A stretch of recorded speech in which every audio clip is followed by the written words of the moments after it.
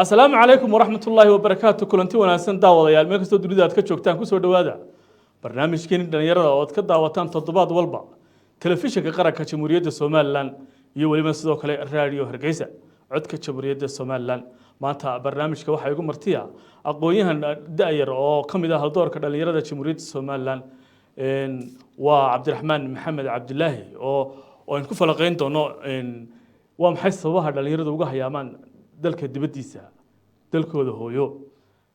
Cabdiraxmaan ku soo dhawow telefishinka qaranka Jamhuuriyadda Soomaaliland iyo sidoo kale waliba raadiyo Hargeysa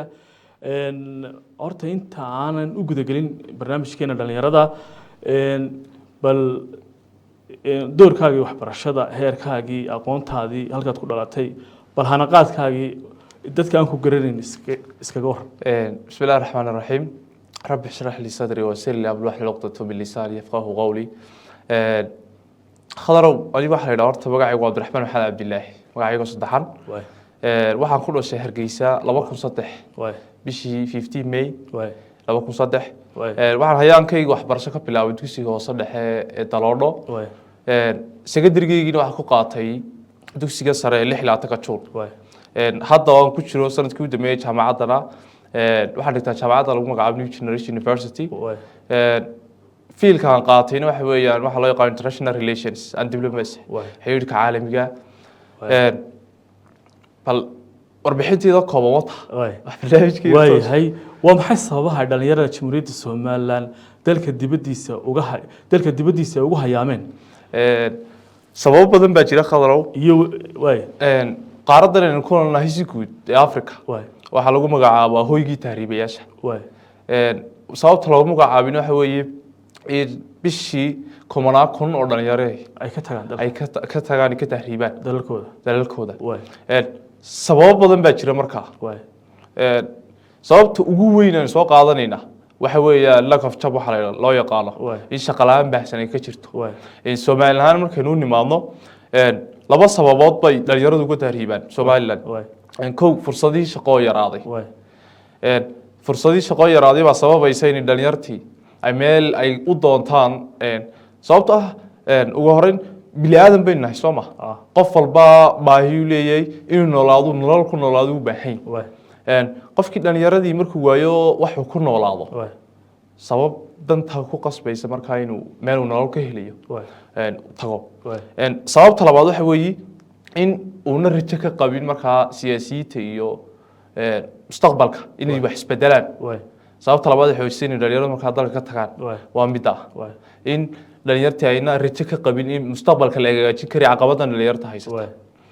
inahaas ugu waaweyn markaa sababtay dalalka uga hayaamaan dhalinyaradu sidee ayay dhalinyaradu uga qaadan karaan door muuqda ka qayb qaadashada horumarinta arrimaha bulshada dhalinyaradu waxay qayb laxadla ka qaadan karayaan horumarka bulshada marka la eego Soomaaliland hanu imaadno population keena ama bulshada boqolkiiba 70 waa dhalinyaro 30 jir waliba inta ka daada ka hooseysa boqolkiiba 30 kaas qaaradan ku nool Afrika waxa la yiraahdaa waxa ku badan low literacy rate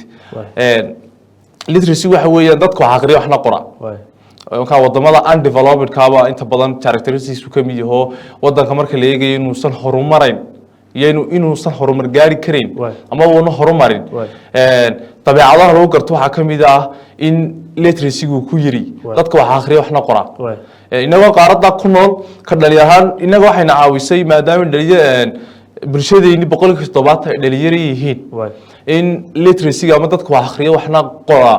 ay nagu badan yihiin taasana ugu weyn oran karayna maanta dhalinyarku waxa horumar ka gaarsiin karaysa bulshadeeni mid labaad waxa jirta wax loo yaqaano organization tabarucad u shaqeeyo dhalinyarada inay leeyihiin oo cid maalgelisa aysan jirin ay ku bixiyaan markaa jeebkooda waxay awoodaan ay bulshada ku caawiyaan taa laftarkeeduna waxay caawinaysaa kor u qaadaysaa markaa imiga intan u dambeysay 5 sano u dambeysay baa ku soo dhex jiray arrimaha bulshada waliba organizationska tabarucaadka u shaqeynaya ardaygu ama qofku jeebkiisa uu ka bixinayo bulshada liidato wax ku caawinayo Soomaaliland way ka buuxaan organizations taasi marka waxaan oran karaa bulshada horumarka ay gaadhay Soomaaliland marka la eegayo waxa door la xal ka qaadanaya waa dhalinyaradii oo civil society ka buuxa organizationadii iyagu jeebkooda ka bixilay waa maxay caqabadaha ugu weyn ee hor yaala dhalinyarada maanta dhowr caqabadood baa hor yaala waxayna ku sababay caqabadahaasi sida barnaamijkeena ku bilownay in dalka dibadiisa uga hayaaba dhalinyarada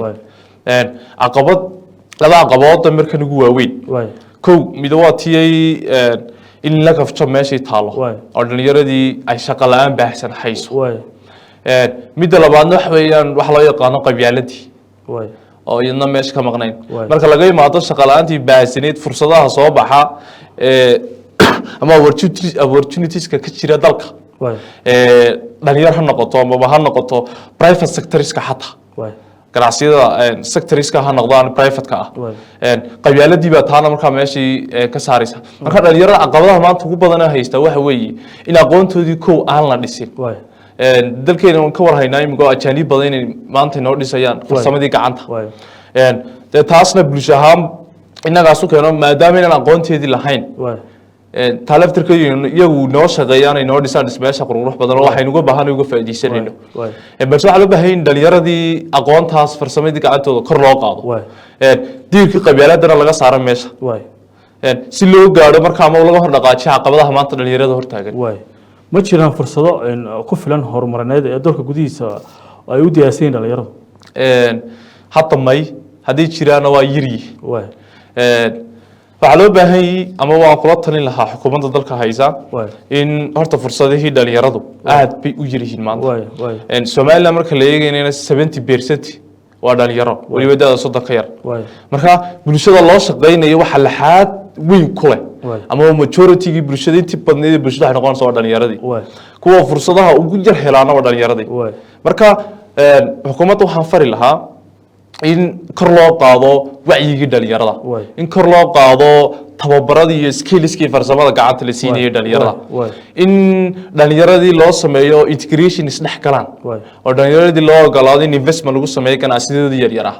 oo ganacsatadan waaweyn ee dalkii la wareegay kootada ku xidhay laga soo qaado dhalinyaradii chance la siiyo marka si Soomaaliland horumar u gaadho dhalinyaradeedina ay horumar u gaadho maxay ahaday doorka dhalinyarada ee siyaasadda jamhuuriyadda Soomaaliland ma ku filan yahay dhalinyarada anu mayba oranaya sababtu waxa weeye horta xukuumadda cusubaba koob iyo labaatanka agaasimo dhalinyaro badii la magacaabay waana ku bogaadinaya midaas balse waxaa soo jeedin lahaa marka la eegayo xaqii golayaashii baarlamaanka ama wakiilada ha noqoto guurtidii dastuurka ama sharciga inuu qoranay da'da ku qoran wakiilada haddaynu soo qaadano waa 35 markuu gaadho inuu qofku isku soo sharxi karo da'diisu tahay halka guurtidu inuu yahay 45 jir marka Soomaaliland markaynu eegayno dhalinyarada ku nool amaba boqolkiiba 70 waa dhalinyaro Soomaaliland bulshada ku nool boqolkiiba 70na boqolkiiba 70 kaasi da'da 30 ka yar weey 30 ma gaadhaan waa da'da 30 ka yar boqolkiiba 70 dastuurkiina waxa ku qoran in golihii baarlamaanka ama wakiiladaha noqoto ama guurtidii ay isku soo sharaxayaan da'du 30 marka boqolkiiba 70 ka dhalinyaradii waxay la macnayntaa inaysan ka soo qayb geli karin masraxii siyaasadda oo ayna fariisan karin sharci dejinti maadaama ay u ogolaanayaan da'da ay jiraan marka bal waxaan doonayaa in maadaama duruufteena hor taalo boqolkiiba 70 maanta dhalinyaradii 30 jir ka yar yihiin in dib loogu noqdo dastuurka inta la furo la hagaajiyo qodobada ageska ka sheegaya da'daha si loo helo boqolkiiba 70 ka dhalinyar ku matasha sharci dejintii jooga sidee ayaa loo horumar karaa xirfadaha dhalinyarada si ay u noqdaan qaar ismaamulaha dhowr qodob baa loo horumari karaa kow in loo sameeyo skillkoogii la dhiso in farsamadii gacanta kor loo qaado dhalinyarada in sidoo kale investment lagu sameeyo dhalinyaradii maadaama uu dhalinyaradu leeyihiin sadooq gaar ah suuqa dhalinyarada maadaama la isduqoyin dhalinyaradii la siiyo investment u gaar ayaga si ganacsiga yar ku bilowdaan saddex in la sameeyo wacyigelin ku saabsan dhalinyarada xagga development marka horumar la sameynayo in la helo wacyigelin ku saabsan dhalinyaradu helayaan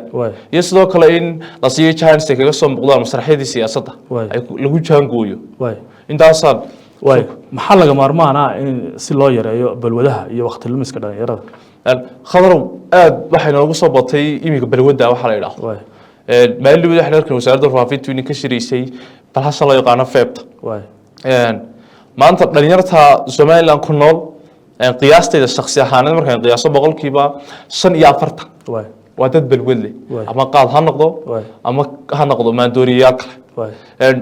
intii sanadii u dambeysay waxa dhalinyarteena ku soo badanaya balwadda taas si looga hortago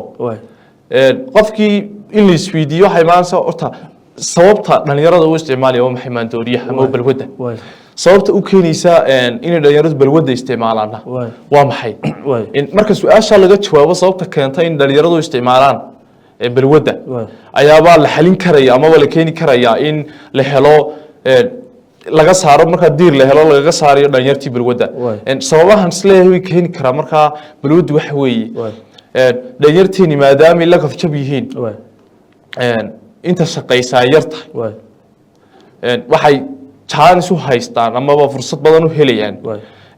fariisigii ay fariisanayeen dibadda iyo meelaha aan waxba laga faa'iideynin talabaadna waxa weeye waxa loo yaqaano globalization ku aad u fidaya isdhexgalkii adduunka oo aad u fidaya barihi bulshada ninka saameyn weyn ugu leh oo sababaysa in dhaqamo iyo balwado aynaan hore u aqoonin ay dhalinyaradii ay dalka xataa soo galaan marka si taa loo yareeyo waa in la sameeyo horta wacyigelin halka baraha bulshada ama social media in dhalinyarta wacyigelintooda kor loo qaado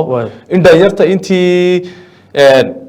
shaqo abuur loo sameeyo inta shaqaysa iyo inta aan shaqaynay kala badnaadaan taas waa muhiim ah hadii bataan inta shaqaysa ay ka badato inta aan shaqaynin inta shaqaysa waxay saameyn ku yeelanaysaa marka inta aan shaqaynin sidee ay dhalinyaradu u saameyn ugu yeelan karaan isbedelka horumarinta arrimaha bulshada waxay saameyn ugu yeelan karaan Soomaaliland markaynu eegayno civil society organizationska jira tabarucaadka u shaqeeya dhalinyar badan waxa jira organization isku abaabulay kooxo oo si tabarucaad marka bulshada ugu shaqeeya oo inta badan waxa la arkaa bilaha Ramadaanka inta badan media soo galaan inta kale laga yaabo inaysan awoodin xataa lacag ay media ugu yeedhaan maadaama ay jeebkooda ka bixinayaan balse dhalinyartaasi waxay sameeyaan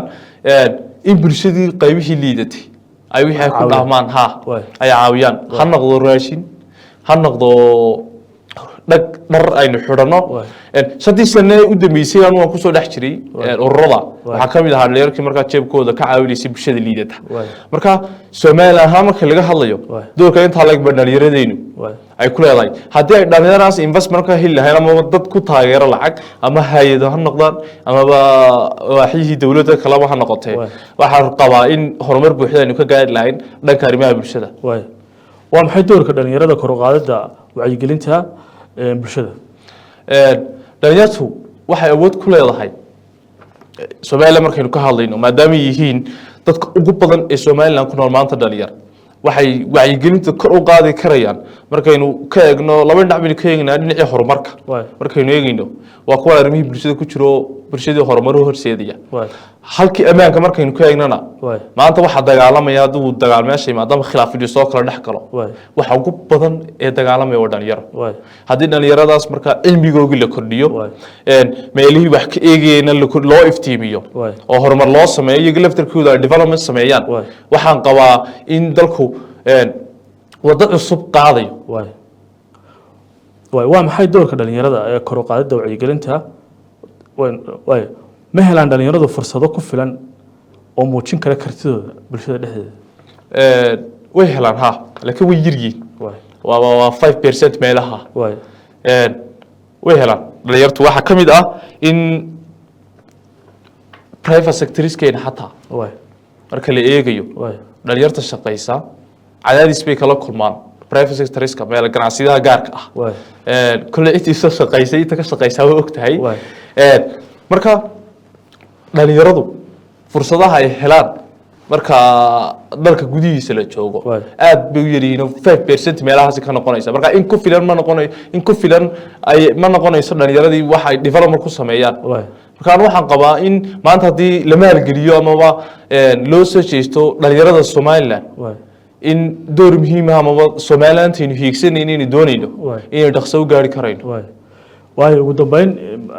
waxaan soo gaarnay barnaamijkii guntii gabagabadii barnaamijkeena dhalinyarada wala ugu dambeyn talada guud waa maxay talada guud aan bixinaya khadar waxay tahay marka la eegayo dal in horumar sameeyo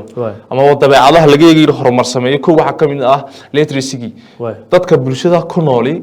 dalka bulshada dadka ku nooli in waxna qoraan waxna akhriyaan taas inaga Soomaaliland alxamdulillah aad bay noogu badantay maadaama dhalinyaro u badan yihiin bulshadeeni waxa soo jeedin lahaa marka fursadaha dhalinyarada in kor loo qaado ko in la sameeyo skillski dhalinyarada ha noqoto farsamadii gacanta ugu weynta in kor ay dawladdu u qaado talabaad in la sameeyo halkii dastuurka lagu noqdo halkii xeer dejintii bal dhalinyar ku matashada dhalinyaradii in la helayna si guud waxaan talo soo jeedin lahaa Soomaaliland maanta marka la eegayo waxa loo shaqeynaya waa bulsho Soomaaliya bulshada boqolkiiba 70 waa dhalinyaro dhalinyarada hadii meesha ka soo muuqan weydo waxa marka macnaheedu in loo shaqeynayo boqolkiiba 30 kala harsana oo boqolkiiba 70 laga tagi marka soo jeedina in maanta dhalinyarada doorka koowaad la siiyo sidii dhalinyarada loo horumarin lahaa xirfadooda ha noqoto loo dhisi lahaa in la maalgeliyo in aqoontoodii aqooneed xataa kor loo qaado in lagala dagaalamo balwadaha badan ee soo galiya in kor loo qaado wacyigii social media oo maanta saameynta ugu weyn dhalinyarada ku leh in kor loo qaado marka taas waxay dhalinaysaa in dal horumaraynu noqono iyo dad horumaray waayahay barnaamijkeena dhalinyarada intaas uu ku egyahay waxaa kamaradaha iyo farsamada iga caawiyay Aydruus Cabdinaasir Macalin Aydiid iyo farsamadii iyo qaabayntii isku dubaridkii Jimcaale oo Cali Jimcaale oo Baadiye waa anigoo Khadar Maxamuud Axmed Khadar Xeefo waxa ay gala qayb galay barnaamijka dhalinyarada Cabdiraxmaan Maxamed Cabdilaahi intaan ku kulmi doono barnaamijkan oo kala waxaan idinkaga tageynaa kulanti dambe iyo amaan Allah